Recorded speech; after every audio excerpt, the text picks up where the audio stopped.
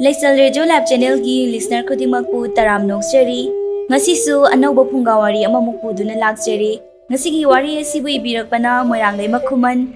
Aduga wari asigi mamingna Ningol Huranbi mau Yumgaibi. Adudi mayam puna wari asimu taminarasi. Ngamkhaina is ngasidi thengdokhrene se. Aina khajinga na hanjage yum lapi haibabune. Makhoi mayam changdana hik yadido. Aibu amambasida Aikhoi leirak akhubase changdobo thokna tankreda. Nupa oijarso aikhoi leirak simadi kidaba sungame ngamdeko. Hema puibungo nachabo thaujalbiyu. Tungda sotpet kati lahanbirakanu. Ngamkhai Laikhuram khurumdana leirakta changlai. Makhoigi mayum yogadaba thongal ama ni walingai maninglomda soro chelaga karigumba ma chatli. Ngamkhai mihulga soi mangki kina kidaba saduna fatlai thoga yengi. Kanano nang oire huinau nang naibu amuki hali nang ko itaw mayam ga chak chana bagi mathil oithokani nang hera nupa na buki bahnadi hojing matam sidabu kadai dagi lai phattabanu mi ubada ki dana chelaba matam sida ai di bako bap pharga buthui haibado isada tawjari sumngang dana lakpana mayungi thongal yori Magi nupi iru henbina mabu mai paiduna ngairamlibadu uri.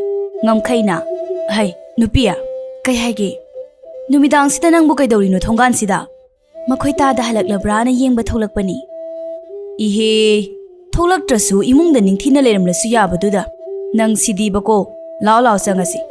Hoi, ado kaigino sukthengna hanbiraisibo. Ho ngasi se, yum sabadu loidauba yamdre. Adugi mapuna aikhoi thabak suminabasingdo Punni hekta sak pijaba aduda thengkhribani ainadi ainga nahanjage haibani makhoi mayam changdanane hek yadi iru henbina sak sara roine duidia idea da chare ado nangdi charabo sajadri makhoi ta da ngaijaram libani ihe ngai da sukok sa thomagi haidi nongmata aibu makhoi ta da yaudana chak saba yaukhrabane sumine dusu laose ai ngai birage nang charo law iru henbidu no fit tawjai ngamkhaina Ibe maga imagadi chak chakraba chakri tumbu tumlamani Pare nang charu law insang mahause khajikta di yengbiyudana henbia ai ngasi di yengaroi nang saurnuba hojik laiba aigi phibam sidane hek henjilurabadi ai leng lakpaga ngamaroi hayeng thabak chatpa ngamdadana toaniba Pare adudi ai chabase phatloisilagi makhoi ta da pothabige su pothabiruroda hai nungaiti nang loiraga sumpuna changase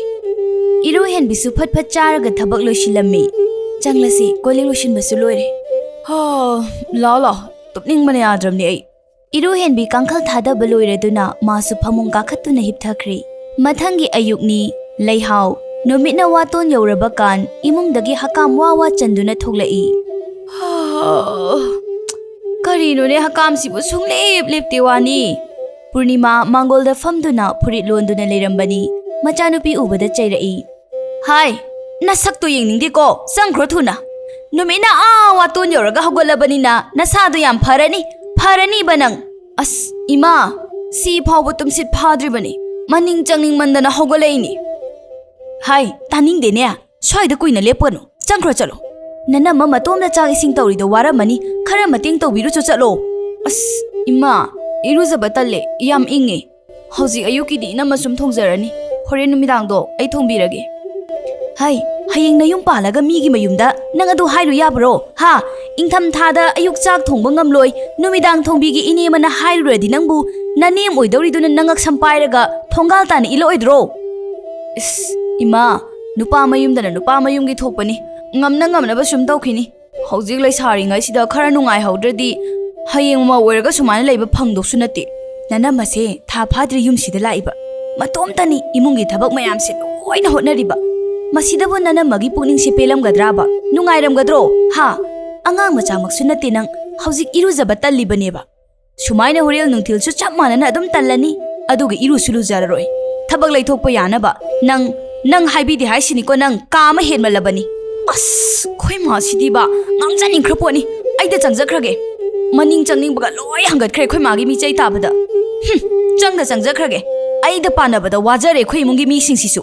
ngang dana leihau changkhri Purnima Machanupibu yenghauraga ꯇꯧꯖ ꯁꯥꯏꯁꯤ ꯌꯦꯡꯉꯨꯅꯦ ꯃꯁꯤꯕꯣ ꯑꯁꯨꯝꯅ ꯈꯔ ꯈꯠꯅ ꯈꯔ ꯂꯥꯎꯅ ꯃꯇꯝ ꯈꯔ ꯍꯧꯖꯤꯟꯈ꯭ꯔꯦ ꯑꯗꯨꯕꯨ ꯂꯩꯍꯥꯎꯒꯤ ꯂꯝꯆꯠꯇꯤ ꯑꯍꯣꯡꯕ ꯀꯔꯤꯁꯨ ꯂꯩꯇꯦ ꯏꯔꯨꯍꯦꯟꯕꯤꯁꯨ ꯂꯨꯍꯣꯡꯕ ꯊꯥ ꯑꯃꯃꯨꯛ ꯐꯥꯔꯛꯂꯕꯅꯤꯅ ꯃꯁꯥꯒꯤ ꯑꯁꯦꯡꯕ ꯃꯆꯨꯗ ꯂꯥꯛꯄ ꯈꯔ ꯈꯔ ꯍꯧꯔꯛꯂꯦ ꯅꯨꯡꯊꯤꯜꯒꯤ ꯃꯇꯝꯅꯤ ꯃꯅꯤ ꯃꯃꯧꯗꯨ ꯃꯥꯡꯒꯣꯜꯗ ꯐꯝꯗꯨꯅ ꯋꯥꯔꯤ ꯁꯥꯟꯅꯔꯤ ꯕꯦꯃꯥ ꯅꯆꯜ ꯅꯨꯄꯤ ꯑꯁꯤ ꯂꯨꯍꯣꯡꯗꯧꯔꯦ ꯍꯥꯏꯗꯅ ꯃꯄꯨꯛꯅꯤꯡ ꯅꯨꯡꯁꯤꯗꯅ ꯄꯪꯀꯞꯇ ꯀꯞꯄꯒ ꯂꯩꯔꯦ ꯐꯃꯨꯡꯗꯒꯤ ꯁꯨꯡꯍꯦꯟ ꯍꯦꯟꯗ꯭ꯔꯦ ꯏꯃꯥꯁꯨ ꯃꯥꯒꯤ ꯃꯇꯧꯁꯤꯗ ꯊꯦꯝꯐꯝ ꯂꯥꯛꯐꯝ ꯑꯃ ꯈꯪꯗ꯭ꯔꯦ ꯇꯧꯔꯤꯁꯦ ꯑꯗꯨꯕꯨꯗꯤ ꯏꯃꯥ ꯅꯤꯡꯉꯣꯜꯅ ꯃꯄꯥꯝ ꯊꯥꯗꯣꯛꯑꯝꯗꯥꯏꯁꯦ ꯄꯨꯛꯅꯤꯡ ꯌꯥꯝ ꯅꯨꯡꯁꯤꯕꯅꯤ ꯄꯪꯀꯞꯇ ꯀꯞꯅꯤꯡꯕꯅꯤ ꯍꯣꯏꯅꯦ ꯍꯣꯏꯅꯦ ꯏꯃꯥ ꯍꯣꯏꯁꯨ ꯅꯍꯥꯟꯋꯥꯏ ꯇꯧꯔꯛꯂꯤꯕ ꯉꯥꯛꯇꯅꯤ ꯑꯗꯨꯕꯨ ꯃꯥꯒꯤ ꯈꯨꯀꯞꯁꯤꯅ ꯀꯥ ꯑꯃ ꯍꯦꯟꯕꯗꯧꯅ ꯇꯧꯔꯤꯅꯦ ꯃꯧ ꯅꯪꯕꯣ ꯏꯔꯨꯍꯦꯟꯕꯤꯁꯨ ꯇꯟꯖꯥ ꯆꯥꯔꯦ ꯈꯟꯗꯨꯅ ꯈꯨꯝꯂꯛꯏ ꯏꯃꯥꯅ ꯍꯥꯏꯁꯨ ꯍꯥꯏꯕꯅꯤ ꯑꯩꯈꯣꯏ ꯂꯩꯍꯥꯎꯁꯦ ꯌꯨꯝ ꯊꯥꯗꯣꯛꯑꯝꯗꯥꯏꯒꯤ ꯃꯕꯨꯛꯅꯤꯡ ꯅꯨꯡꯁꯤꯗꯅ ꯀꯞꯆꯔꯤꯕꯨꯗꯤ ꯑꯣꯏꯔꯝꯅꯤꯕꯨ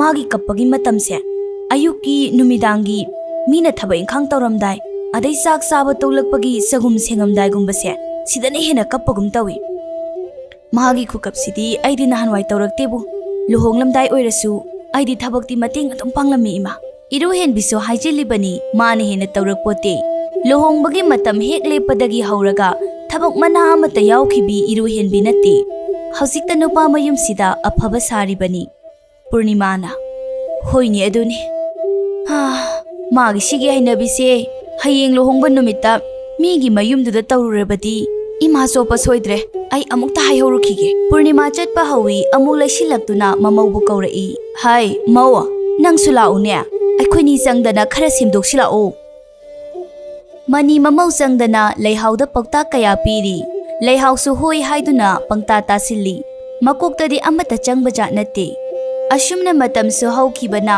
ꯂꯩꯍꯥꯎꯒꯤ ꯂꯨꯍꯣꯡꯕꯁꯨ ꯂꯣꯏꯁꯤꯟꯈ꯭ꯔꯦ ꯂꯨꯍꯣꯡꯕꯒꯤ ꯅꯨꯃꯤꯠꯇꯨꯃꯗꯤ ꯂꯩꯍꯥꯎ ꯋꯥꯔꯅꯤ haidana ꯊꯕꯛ ꯑꯃꯠꯇ ꯌꯥꯎꯍꯟꯗ꯭ꯔꯦ ꯅꯣꯡꯉꯥꯜꯂꯦ ꯏꯕꯦꯂꯩꯗꯨ ꯃꯆꯥ ꯃꯃꯧꯒꯤ ꯀꯥꯗ ꯊꯣꯡ ꯍꯥꯡꯉꯛꯄ꯭ꯔꯥ ꯍꯥꯏꯅ ꯆꯦꯞꯊ ꯌꯦꯡꯉꯤ ꯃꯥꯒꯤ ꯅꯨꯄꯤꯒꯤ ꯃꯇꯧꯗꯨꯗ ꯑꯍꯩ ꯅꯨꯄꯤꯌꯥ ꯅꯪꯕꯨ ꯅꯉꯛꯇꯣ ꯍꯣꯔꯦꯟ ꯂꯦꯡꯕ ꯌꯥꯔꯔꯣꯏꯗ ꯉꯁꯥꯏ ꯑꯌꯨꯛ ꯍꯦꯛ ꯍꯧꯒꯠꯂꯛꯄꯗꯒꯤꯅꯤ ꯅꯪꯅ ꯆꯦꯞꯊ ꯌꯦꯡꯉꯤꯕꯗꯣ ꯍꯣꯔꯦꯟ ꯅꯨꯄꯥ ꯉꯛꯁꯤ ꯌꯥꯗ꯭ꯔꯦ ꯑꯃꯨꯛꯇ ꯁꯦꯝꯕ ꯆꯠꯂꯨ ꯀꯥꯏꯅ ꯍꯥꯏꯔꯛꯄꯗꯤ ꯍꯥꯏꯔꯛꯀꯅꯨꯀꯣ ꯑꯩ ꯉꯝꯃꯣꯏ ꯍꯥꯏꯔꯤꯁꯤꯅꯤ ꯅꯨꯄꯥꯅ ꯉꯥꯛꯇ ꯇꯨꯃꯤꯟ ꯂꯩꯌꯨ ꯑꯩꯅ ꯌꯦꯡꯂꯤꯁꯦ ꯃꯔꯝ ꯂꯩꯗꯅ ꯌꯦꯡꯂꯤꯕꯅꯤꯅꯦ ꯍꯣ ꯃꯔꯝꯗꯣ ꯑꯩꯁꯨ ꯈꯪꯉꯤ ꯑꯗ ꯍꯧꯒꯠꯂꯛꯀꯗꯕ ꯃꯤꯅ ꯍꯧꯒꯠꯂꯛꯇ꯭ꯔꯕꯗꯤ ꯅꯪꯅ ꯅꯊꯧ ꯁꯨꯒꯦꯗꯤ ꯍꯥꯏꯗꯗꯅ ꯌꯦꯡꯗꯅ ꯁꯨꯝ ꯂꯩꯕꯗꯣ ꯑꯩ ꯃꯤꯠꯁꯦ ꯅꯥꯔꯛꯑꯕ ꯈꯪꯉꯕ꯭ꯔꯥ ꯅꯍꯥꯟꯈꯩꯗꯤ ꯃꯧꯁꯦ ꯂꯥꯛꯇ꯭ꯔꯤꯉꯩ ꯅꯪꯅ ꯉꯥꯛꯇ ꯍꯣꯠꯅꯕ ꯅꯠꯇ꯭ꯔꯅꯦ ꯏꯃꯨꯡꯒꯤ ꯊꯕꯛ ꯃꯌꯥꯝꯁꯦ ꯉꯔꯥꯡꯈꯛ ꯃꯧ ꯂꯥꯛꯄꯁꯤꯗ ꯅꯪꯁꯨ ꯏꯃꯨꯡꯒꯤ ꯊꯕꯛꯁꯦ ꯁꯨꯕ ꯈꯪꯇꯟ ꯍꯦꯛ ꯇꯜꯂꯛꯂꯤꯕꯅꯦꯕ ꯏꯕꯦꯂꯩ ꯆꯥꯎꯔꯦꯜꯗ ꯌꯦꯡꯂꯛꯂꯒ नुपा अने इमुंगी थबक सुब तनबगी वा नतेने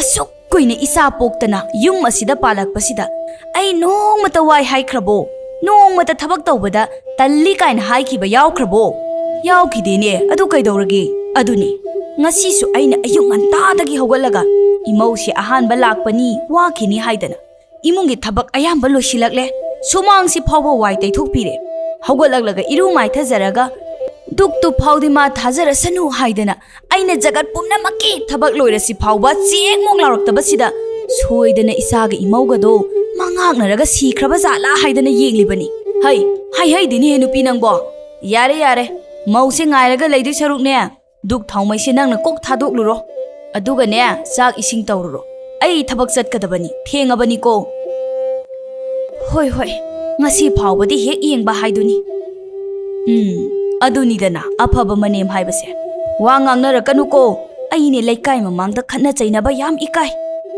इबेले इमुंगदगी लाउरई हो आइने हेने इकाय जये इसा इमौगा तोइना लाउनबदो साउरेल मतोमता सोली अईगी नुपी सिबुदी अईना थेंबदा याखिनी अमलाइसिना कमदौबा हे मपु इबुंगो इमुंगसि हानदौना इंगना चिकना दुम लैहनबियुको खन्ना चैनबददी यावबिरक्तबा नुमितसे फना थेंगा फाव लेहाव अमदि थोइबा होगलमदे इबेलेना चाग इसिंग थोंबा लोसिलकपा मतमदुदा लेहावदु मिकअप थोगलई मनाक्ता तुम मपुरोइबाबु मसानोमदुना हौदोई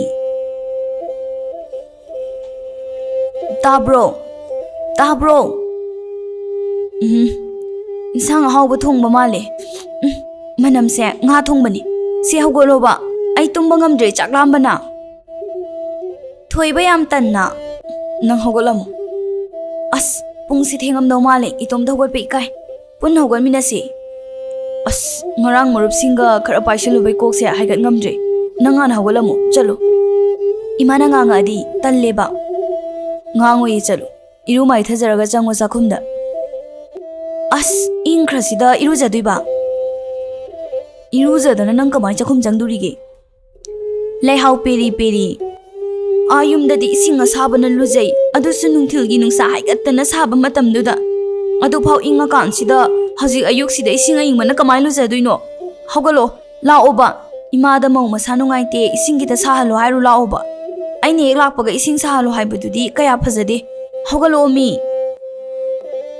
thoiba laihaubu nungsiruba kaubanina sumhipchinduna leiba ngamdre punna tholaktuna thoibana mamada yengduna tapna hairei ima kari haige ima namau nupise arum laihau tawduri ra khangdi masasi sagale isinga yingbana lujabado kaya nungaigadaba mande aduna ising kitang sanba yagadra ibelay mapalomda fat yengi nungsa sidi lawai luton yong na sare hauji pukri gi ising do kaisu inga maroida kalen tha oibanina sahan ba ising dagi pukri gi ne na saraba matamni hoi hoi imau ne yam inglagana ne ima hek salage thoibana hoima leihau sunga saidagi makhoi ani na wari sari badu thongjal marum dagi tari bani 사할라게 꼭 하이바 야바시다 부크리기 이싱 사에가 사디가 목 떠올래 톡나 따닝 기드레 오이바 토이바 톡라아가 하이라마바니 이마다 아이디 아잉바나 둠 누자라게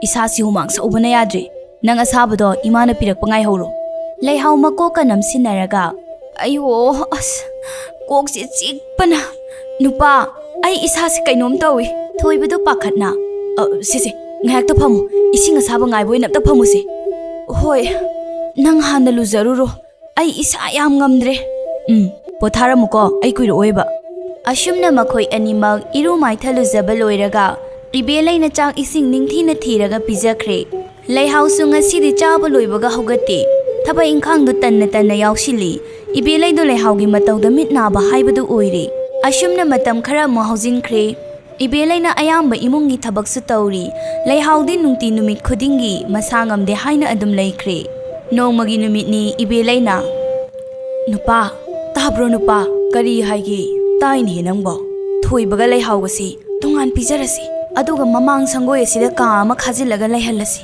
लेहाउगी लमचतसे खरा सेमदोकपा ngambra yengsi nupa nacha nupa sisu mora phasana chukre makhoi ani laiminaraga kanana thabak tawi haibado yengsi hai madu fajaba thabak natine laikai mina kai haina khinia फजदे हाइदना नमौ नुपीगी लमचत सिदी असुमना सुम कयाम कोइना मिमांगदा खुमदुना लेखिसि हाइबनु इमान इमानबी लेकाइगी मी लाकपदने अइना सुम ngamnaba खुमबदा वारे कुइसिन खरदि मखोइगी लमचतसे हेना साथिखिबसु याइ अदुना का हेना हिंजिनद्रिङाइ सेमदोक हौबना फबरा खल्ले साउरेल सो वाखल ngaya खल्लगा अदुना फरनि अदुबो अइखोइनि हेक्ता हाइरगा लेहनबदि यारोइ मखोइगा खना चैनबा मकनतबनिना कमाइ तौबा अदुगिदि अइ तौगी नुपा कुमहैदि येंगु अईगी मिसंग the लयु अइना हाइबद इल्लु नचा नमौगी लमससे सेमदोक्सि हाइरबदि अइना HYBE खरा ताबा ताबनि साउरेल नोफेट तौई होय होय नंगना फनी हाइबदु हेक तौरो खंगनिदना ngasiदगी खुबै अमा फाव सोइबा यारोइ इबेला इति खंगन गेउ हाय का हेनबा थबक्ति तौरकनुदा अइ नंगना लालदिने नतुंगदा लेपंगा मोइको होइदा होइदा कुमहैदा येंगो नबेमा ऐसे कशु फत्तबा मी नतेदा होय होय सोमदा पूर्णिमा इरुहेनबिना उकाई तकले लेहाउदगी हेना इरुहेनबिने हेना साथीने हेले हाइबा याइ इमा हो इमा सांगना सागलामा कानसिदा खराइदा मुक चटखरबनो खंगदे पाखोलमता हाइगी तौबसे हेक्ता लेरमोय ngasi ne aini I karaktana pochai kase loina chakhairatuini yengo ho ima purnima taraduna khumna khumna changlai ho tare tare ima mapada phi khara surubani kai haininge maubo ngasai su haina pikhiba phido hojik phaw suba loidrima ima thaba ama tawbada duk tapadi yumse yumoina karamna pandorige hai ising lairamdadana amuk sokluribani ne adugi khara thengkhre yare ima na ngamna badum khumla adawni aina hoji oiriba phibam sina yumgi thaba inkhang amata yawba he ngamkhidaba numitudagi ngasi phawba sak ising matam chana chaba phanglaktribani ai chak lambana loiri sak to loirdi thiro chaloima bema sak ti thongdrini he fi suba loibada ngairi ne ima pha thongurage ngaiha ngairo iru henbi hena sagatna Ngasai ayu anganbadagi hawgalaga hausi phawba sak thongdriye. Nungaini ngasidine sak amta charoi khangnidana. Hairaga chakhum changduna leiram leiramba koli ising adai sing paiduna thamliba sing adu loina langkhaiduna chakhairi. Se sahawro imana tumta nungai hawro. Kai thokse na tawsa sarino. Ahawba saba khaktani khangisi. Nong matama sana khangna hainadana thaba ma tawraktabani. Ai ham bendeda. Iru henbi fet haidok thokre. Hauzik iru henbi sisu mama oigadauri. Thabum nipan helaklabani. Aduna mane imungi thabak mana amata yawda solabi manem sida otlibani. Mana siba pakhol amana haiba yadraga thina ngangbiribani. Ngamkhaide hauzik langphaida chatkhiba matangni Purnimana mamau sibu machada machadauna nungsijai ngasi phau mamauda hangatna khumjade. Ngasi su adu mangai chairiba mayamdu tumin loisinjai. Oiriba phibam sina sauba thuribani khandoi. Iru henbidi leikaigi mamanabi amagi yumda chatlaga zakza thokri. Somda Purnima sukanna hotnajari. Nungthilgi matamni leihaudu tumubagi hakam wawa chanduna thorai. Tanja aduda ibelai mangol wai tasinduna leirambani. Wai tasiliba tu udabi sumsitu hekta nesilui leihau. Ibelai yam sauningna. Aina tawrisi sanaboina urabra. Ha! Namito yenglaga chatpa yadabro. Karino da ima. Mi thole khangadi sumsitu khara handokpadi kari kaige. Mi gi tholakpham sida wai tasiladi adum net pataba. Masida ne sauningai mathau tade. Hai! Ai sena kha thaba angang nati ne. Nayumda namana pana takpi tambiraktabadu mapal tholakanu. Makhoida yarasune aingonda de adumna thaksi khasi naidabado khak yaroi. Hera ima ipana takpi tambiraktabadi nateda. Ai siam takla I kaino. Aina loksilaktabai wa khaktani. Hai waraktabiya waraktaba mapal tholakanu ne. Ima adumna kate hainagum sida luhonglamdai phawbane imana waraktuna tharaibani. Warakpadunara nanemda kari haini nakuda kari bebar utkani khangdribado. Ima takpadi am tagla ida ai thoina tasilaktaba khakni mi usitabadi tawnaroi sida. Phare nachin yam khumninglabadi ne ngasi aina kari tawrake haibadu yengu ko. Hai waraktabiya kari tawduiba tawningba tawzauna ta thoiba leiri aigidi noi leitrasu yai kaino. Ibelai saungno wairam phat tasilmlaga kada sangkhre. Numit ashigi numidangda thoiba amadi leihaugi sak haptre. Ibelai na maram oiraga masidagi khatnaduna thoiba amadi leihaubu mamang sangoida tongan chaduna lehenkre. Thoiba su thabak suba tanba nupa oibana karisu suramde. Magi nupini haibada chapmana leihausu aduna nongmaninidi manamani naidana charami. Adobo hapta phadri marini suba numitaidi ngangngangnaba haurakle chengchak leraktabadagi. Adobo thabakti sugi khanbagi wakhal leite makhoi anida. Leihau chadaba yadabanina migi hingondagi pot huranba hauraklammi. Thoibasu dumangai migi mayumda changduna makhut masa sangba haurakle. Nongmagi numitni insang napi yamna hauba macha yauzadabi hanubi amagi imungda lai. Sumangda leplaga leihauna. Ibok! Ho kanano! Ai ene khada lei. Somda changa o hai. Khwangse ngaihakta tingthoke. Leihau noksinaraga hanubidugi manakta lai. Abo kari tawramlibano. Hanubi leihaudu ubada bitti halli. Adubu khumda yadabanina khummi. Tu agi morok pambi se makhong somlambani. Sauba ihen hengatene. Nangbu kari leige ibokida lakpabo. Abok hoziki insang thongnaba amatta leihaudaba selsu amatta leitraba. Ada kaidawraba. Abokidagi insang khita lauzage nasu nupana sel he purakpaga pigena laksariba. Nangi masak udaba sel se pisu pi. Nangi sel mayam se iboki mungsida thampham ga leitre. Matungdadi sel ga pamjadre ko. Tutu asigi phaido masidagi hangam khara hekro. Hoi abok pinida sel soidana pini abok. Leihau sanna ingkholda changlaga chakhibagum hekta taktuna hektatli. Masada ilakliba inafidu tharaga kobi hangam hawai makhal suna hektatlaga phidu potyom oina semkhri. Hanubidu pakhatna. Haima hai leihau aigi ingkhol se insang amata hawdre ne he yare ne nangbo. Abok loire kobi si matanga sina loire abok. Hanubi makokta makhut hapaga. Loire dana ai loire Hai mahasandangi nupiya, nang matung manaw ay ginakta insang lawba, amo hanalakanu ko. Mathang lakpadadi, say suwa sinakallagatan kadapani nang. Leihaw tasin na dre. Abok, ay kay haibano tadre. Sawa di ko, abok. Asum na matam kara huzin kre. Laikay mapam khudingi leihaw ga thoibaga na hurandaba mapam leiraktre. Somdasu iruhen bina manimbok tangangli. Ima, tari ba pause asumbro? Chumma male bema. Kadai dagi phaganya. Ima gi na chanabo kayam phadorige. Huranbi do yumsidaga changhan gadaba kizare da aidi. Hainari tanja duda leihaw no fetau na changlai. Ima, inama, iruhen bi pisum suklaga lei. Purnima na. Kanaga la ino. Kaino ima, itom tala ini, lakpa yadro. Hai, yade hai banate niya. Kanaga lak lino hangbani. Hoi thanta ni thanta. Ado ima, sak loirabo. Loirabani. As, ado di charurasi. Ay chak lambana loiri. Tongan hik sabade ngasi phawbane pukthanam ta saba phangdri. Ngasi di yumda charuragi na labani. Sakhana charos law ima. Kona wari sarasi.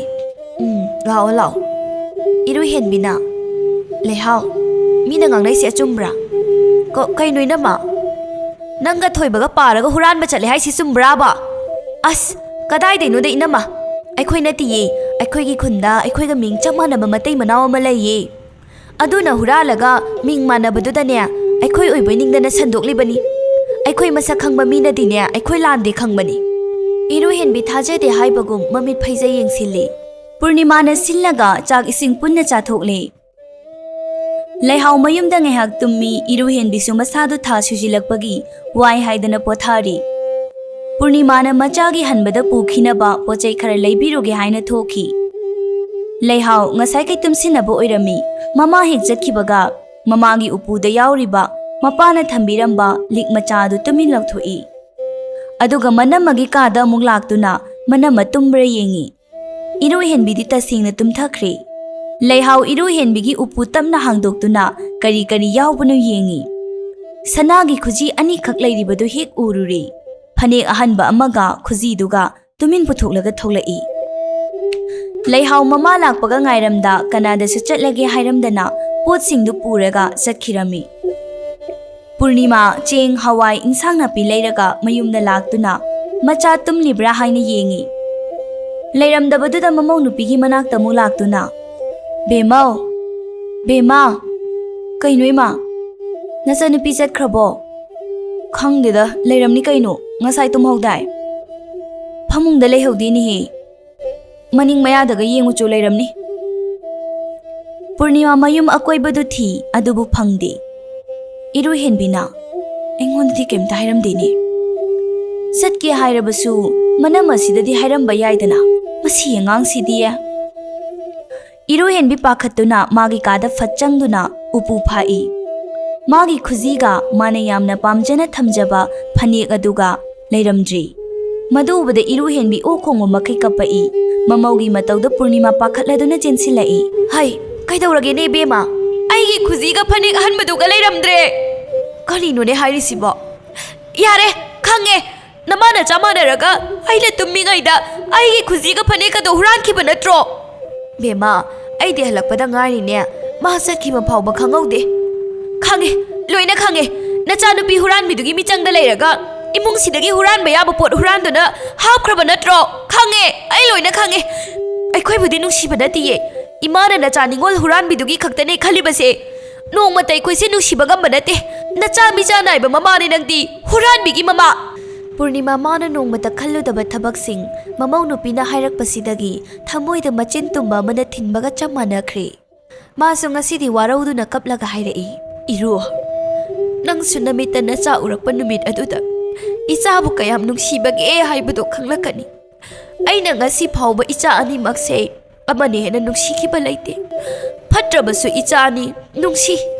Adubo ayna phattaba isa adugi phattaba thabaktuda mateng pange hainadi khallude ko. Mabu sepdoke khallubani imana. Aduga ngasi phawbada nangbu isa natti ena khankibasu lait. Aigi hek poksaba isa di golga chaphanana luda khanjarakpani imana nangbu. Nangna imabu atuk yamna lana lawbadudi ima nungaite. Yare, khange, taningdre.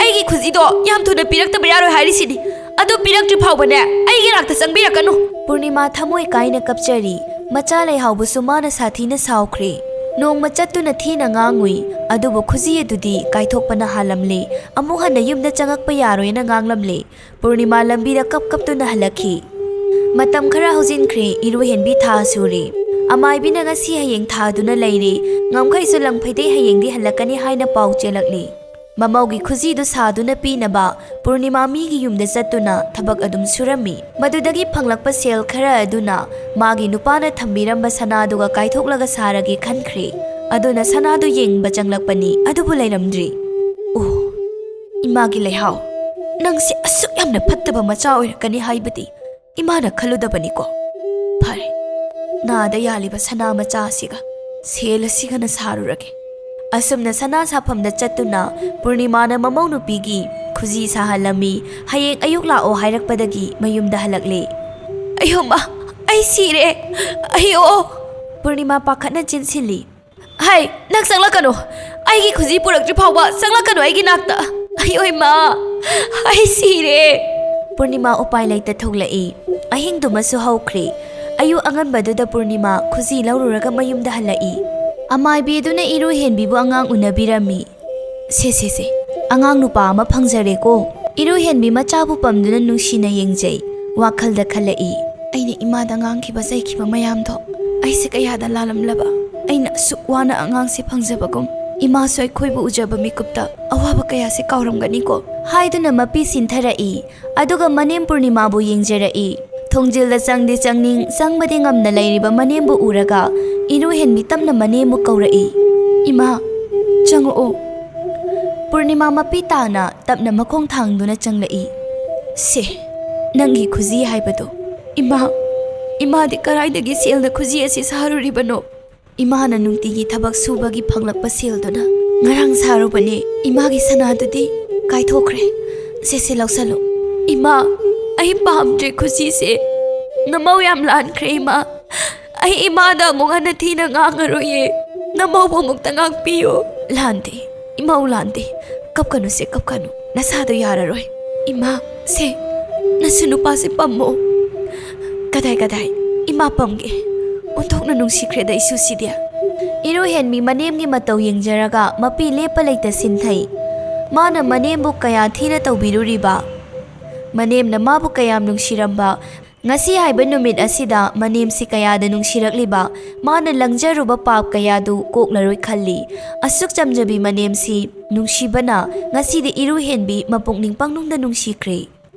somdana laihawga thoibaga laikai miyamna pharaga maru koktuna shunu yaingang taiduna khulladudagi tanthokre purnima su machagi lamchatna ne khanduna karimta haidri saurilga ibeleigasu karisu haiba ngamna adum leijaba natana upai leite ngamkhaisu mayumda halakle tha kharadi ningthina iru henbibu potha halli iru henbi mahakna angang unaramdaida wakhiba mayam aduna ma manembu nungsiba henkhre aduna manemda athiba wahai amata ngangda nungsina manembu kaungangduna tawkhre purnima su masu shanabu yamna luna tawjai matam kharagi matungdagidi iru henbina manemgi mahusinduna thabak pumba mana tawkhre manembu thabak amata yahonda yamna nungaina nok-noktuna punna harau-harau hingminakhi thoibaga leihawgadi wakhal tada adumak chaba thakpa phangda nongakhi matang asida ngasigi wari asi losinjari